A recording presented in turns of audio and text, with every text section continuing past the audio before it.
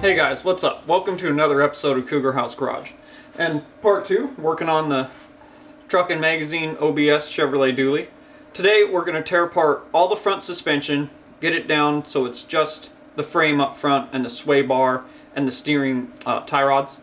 And then we're going to strip the rear suspension as well, pull out this rear nasty step notch, and then we're going to prep the frame and the axle housing, get that all cleaned off of its parts too, and get it all prepped and ready for our new 4-link parts from Thorbos that Jason Thorbeck is throwing together for us. So without further ado guys, let's get started.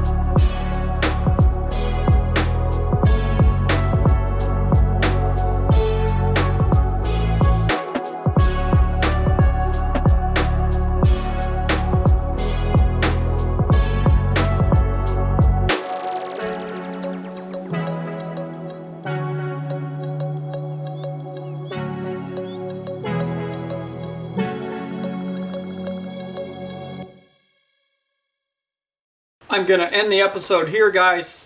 We got all the front suspension stripped out from under it, and it's laying on the ground up front. We got all the weird old 4-link suspension off the back of the dually, and all the bracketry that was welded on really bad, really nasty. We got all of that cut off, and we got the frame section of the truck cleaned off. We got the rear frame section all cleaned up, and we also removed its leaf spring mounts from that were factory that the previous builders left on there for some reason.